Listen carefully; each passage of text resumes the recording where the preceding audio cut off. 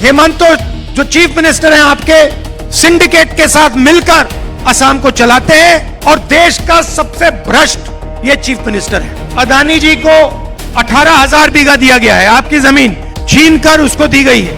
अंबानी को 13,000 बीघा, Adani thermal project 6,000 बीघा, Adani power project तकरीबन 1,400 बीघा और पतंजलि को 60,000 बीघा आपकी जमीन दी गई।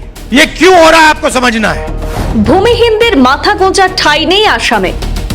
কর্পোরেটদের উপহার দেওয়া হচ্ছে হাজার হাজার বিঘা সরকারি মাটি।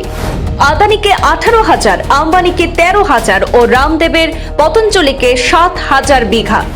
আসামের জমি প্রদানের অভিযোগে হিমন্ত সরকারকে তুলোধুনো করলেন কংগ্রেস নেতা রাহুল গান্ধী। কংগ্রেস ক্ষমতায় আসলে হিমন্তকে ক্ষমা করা হবে না, পাহাড় সম দুর্নীতির জন্য বিচারের মুখোমুখি করা হবে, কড়া বার্তা বিরোধী নেতার। আমেরিকার সঙ্গে মোদির সাম্প্রতিক চুক্তি দেশের কৃষকদের পথে বসাবে, বিস্ফোরক অভিযোগ রাহুল গান্ধীর। বোকাজানের বিশাল নির্বাচনী সভা থেকে আসামে বিজেপি সরকারকে উৎখাতের ডাক প্রাক্তন প্রধানমন্ত্রী তনয়। আসামে মুখ্যমন্ত্রীকে মিনি নরেন্দ্র মোদী উল্লেখ করে হিমন্তই দেশের সবচেয়ে দুর্নীতিগ্রস্ত মুখ্যমন্ত্রীর দাবি রাহুলের। বোকাজানে অনুষ্ঠিত নির্বাচনী সভা থেকে আসাম এবং কেন্দ্রের বিজেপি সরকারের বিরুদ্ধে রীতিমতো বিস্ফোরক মন্তব্য করলেন কংগ্রেস নেতা রাহুল গান্ধী। আসামের মুখ্যমন্ত্রী ডক্টর হিমন্ত বিশ্ব শর্মার বিরুদ্ধে তীব্র আক্রমণ শানি রাহুল গান্ধী বলেন, কংগ্রেস ক্ষমতায় এলে হিমন্তর সমস্ত দুর্নীতির তদন্ত করা হবে, কোনো ছাড় নয়, বিচারের মুখোমুখি করবে কংগ্রেস। পাহাড়িয়া জনজাতিদের আকর্ষিত করে রাহুল গান্ধী প্রতিশ্রুতি দেন, কংগ্রেস ক্ষমতায় এলে সংবিধানের 244A ধারা কার্যকর করা হবে এবং কার্বি জনগোষ্ঠীর পরিচয় সুরক্ষিত করা হবে। এছাড়াও তিনি বলেন, প্রতিটি মহিলাকে 50,000 টাকা এককালীন সহায়তা দেওয়া হবে এবং নতুন স্বাস্থ্য বীমা প্রকল্প চালু করা হবে, যার মাধ্যমে 25 লক্ষ টাকা পর্যন্ত সুবিধা পাওয়া যাবে। সেই সভায় তিনি আশ্বাস দেন যে পরিবর্তন গুয়াহাটি থেকে নয়, বরং কার্বি আংলং থেকেই শুরু হবে এবং সাধারণ মানুষের জমির অধিকার ও ন্যায় বিচার নিশ্চিত করা হবে। पूरा देश जानता है कि असम को हेमंत जो चीफ मिनिस्टर हैं आपके, सिंडिकेट के साथ मिलकर असम को चलाते हैं और देश का सबसे भ्रष्ट ये चीफ मिनिस्टर है। और देख लेना, मैं आपको बता रहा हूं, जैसे ही हमारी यहां पे सरकार आएगी ना, ये अभी छाती फैला के घूमता है, इसके मुंह से एक शब्द नहीं निकलेगा, हाथ जोड़ के सामने आ जाएगा ये।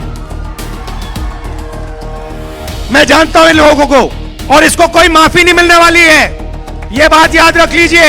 हेमंत शर्मा के खिलाफ कार्रवाई होगी और ये जो इसने भ्रष्टाचार किया है, इसका नतीजा इसको भुगतना पड़ेगा, मैं आपको बता रहा हूं।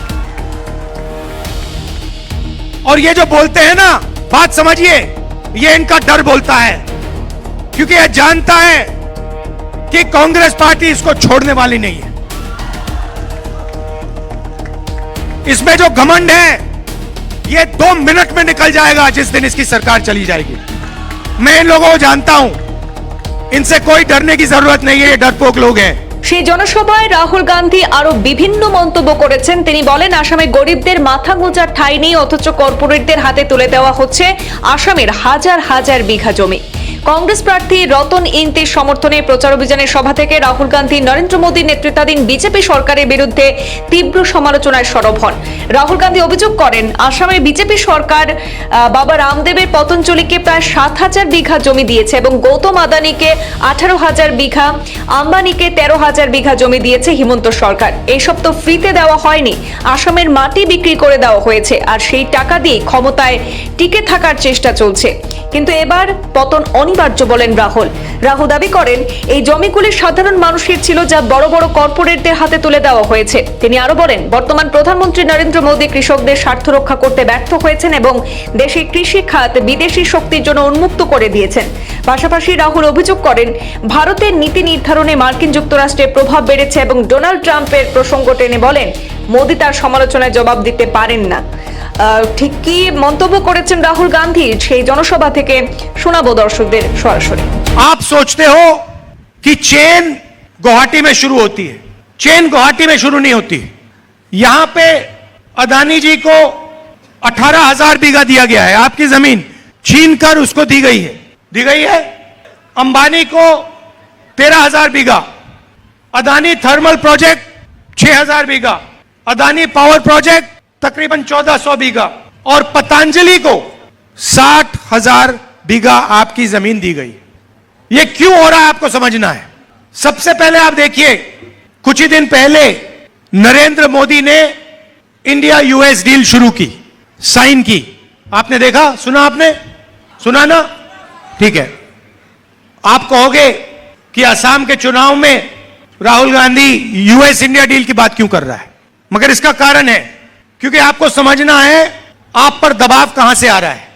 नरेंद्र मोदी ने यूएस डील साइन की, उसमें उसने अमेरिका को 4-5 चीजें दे दी। क्या दिया? सबसे पहले हिंदुस्तान का जो एग्रीकल्चरल सिस्टम है, जो हमारे किसान मेहनत करते हैं, वो नरेंद्र मोदी ने अमेरिका के किसानों के लिए खोल दिया। पहला काम ये किसी भी प्रधानमंत्री ने पहले नहीं किया है। सोयाबीन, दाल, फल, कॉटन, ये सारा का सारा नरेंद्र मोदी ने अमेरिका के किसानों के लिए खोल दिया। हिंदुस्तान के किसान, उनके खेत छोटे हैं, उनके पास कम मैकेनाइजेशन है। अमेरिका के हजारों एकड़ के खेत हैं, बहुत सारा मैकेनाइजेशन है। हिंदुस्तान के किसान दब जाएंगे, कुचल जाएंगे, मिट जाएंगे। दूसरा काम इसने किया कि हिंदुस्तान की एनर्जी सिक्योरिटी जो है, जो हम तेल खरीदते हैं, वो नरेंद्र मोदी ने अमेरिका को पकड़ा दी। आज हिंदुस्तान अगर दूसरे देशों से तेल खरीदना चाहता है तो परमिशन की जरूरत है। किसकी परमिशन? डोनाल्ड ट्रंप की, अमेरिका की। आज अगर हम रूस से, ईरान से, इराक से तेल खरीदना चाहते हैं, हम नहीं खरीद सकते बिना डोनाल्ड ट्रंप के पूछे। उसके बाद नरेंद्र मोदी ने हिंदुस्तान का पूरा डेटा डोनाल्ड ट्रंप को पकड़ा दिया। वो हमारे डेटा के साथ जो भी करना चाहते हैं कर सकते हैं, जहां भी उसको रखना है रख सकते हैं। और चौथी बात, नरेंद्र मोदी जी ने डोनाल्ड ट्रंप से कहा कि 9 लाख करोड़ रुपए का माल हिंदुस्तान अमेरिका की कंपनियों से खरीदेगा हर साल। तो हमारे जो छोटे बिजनेस वाले हैं, स्मॉल मीडियम इंडस्ट्रीज हैं, वो सारी की सारी बर्बाद हो जाएंगी। नरेंद्र मोदी ने अमेरिका को बहुत कुछ दिया, मगर अमेरिका ने इंडिया को कुछ नहीं दिया, कुछ नहीं दिया। उनके टैक्स कम हो गए, हमारे टैक्स बढ़ गए, हमारा डेटा ले लिया, हमारी तेल ले ली, हमारा एग्रीकल्चर उठा के ले गए। तो सवाल उठता है कि यह सौदा क्यों हुआ? यह सौदा भाइयों और बहनों इसलिए हुआ क्योंकि डोनाल्ड ट्रंप नरेंद्र मोदी को कंट्रोल करता है। नरेंद्र मोदी का जो भ्रष्टाचार है, अदानी की कंपनी जो है, उसका पूरा का पूरा रिकॉर्ड डोनाल्ड ट्रंप जानता है। और अमेरिका में डोनाल्ड ट्रंप ने अदानी पे केस लगा दिया है, क्रिमिनल केस। अदानी हिंदुस्तान के बाहर नहीं जा सकता, अमेरिका नहीं जा सकता। अगर अमेरिका जाएगा उसको अंदर कर देंगे।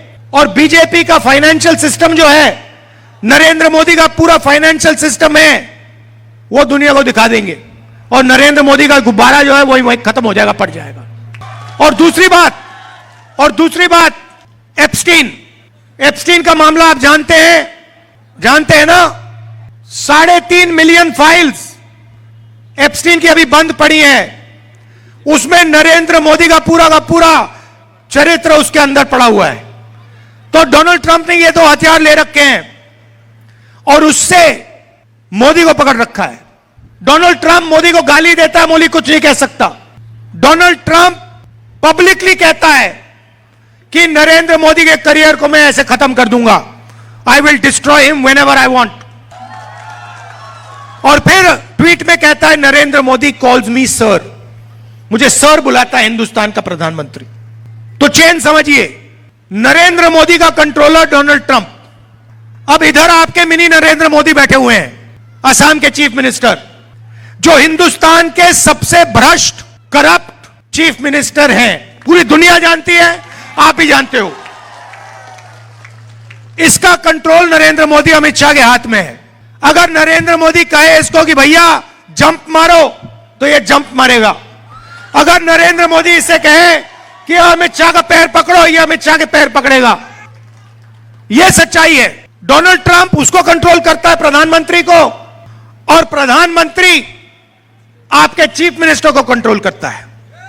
और प्रधानमंत्री और चीफ मिनिस्टर का काम आपको लूटने का है।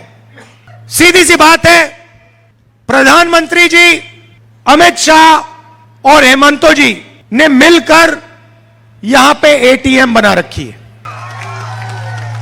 आपकी जमीन की एटीएम, जितनी भी जमीन इनको चाहिए ये ले लेते हैं। ये जो अभी मैंने पढ़ा, अदानी का 18,000 बीघा, अंबानी का 13,000 बीघा, अदानी का 6,000 बीघा थर्मल प्रोजेक्ट के लिए, पावर स्टोरेज के लिए 1,400 बीघा, रामदेव का 60,000 बीघा। क्या सोचते हो आप, ये फ्री में दिया है इन्होंने? ये फ्री में थोड़ी दिया है, ये भ्रष्टाचार है। ये आपकी जमीन आपसे लेकर इन लोगों को दे रहे हैं और ये लोग इनको दबाकर पैसा दे रहे हैं जो ये राजनीति में यूज करते हैं।